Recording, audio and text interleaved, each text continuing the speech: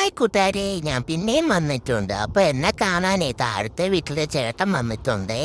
അപ്പോൾ ഞാൻ ഭയങ്കര മനസ്സിലൊക്കെ പിടിച്ച് ആദ്യം എന്തെങ്കിലും പിന്നെ എന്നെ കുക്കിന്ന് വിളിച്ചപ്പോൾ ഞാൻ പോയി. എന്നിട്ട് ഞാൻ പിന്നെയും തിരിച്ചു പോന്നു. പിന്നെ ആ ചേട്ടൻ എന്നെ കുക്കിന്ന് വിളിച്ച്. അന്നേരം ഞാൻ പിന്നെ ഒന്ന് അങ്ങോട്ട് ചെന്നേക്കാന്ന് ഓർത്ത് സ്നേഹത്തോടെ ഓടി ചെന്നതാകട്ടോ നിങ്ങൾ കാണുന്നത്. അങ്ങനെ പോയതാണേ. എന്നിട്ട് ഞാൻ പിന്നെ അവിടെ നിന്നോട്ട് ഓടിപ്പോന്നു. നാണം വാങ്ങിക്കുക ആരെയും കാണുമ്പോൾ.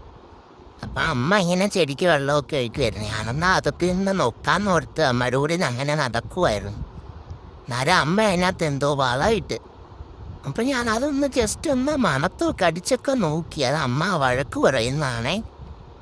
ഞാൻ ഈ കാണുന്നതെല്ലാം കടിച്ച് തിന്നാൻ നോക്കും. അന്നേരം അമ്മ എന്നെ വഴക്ക് പറയും. ആ ചേട്ടൻ പോയില്ലേ, എന്നെ കാണാൻ വന്ന് നിൽക്കുന്നതാ.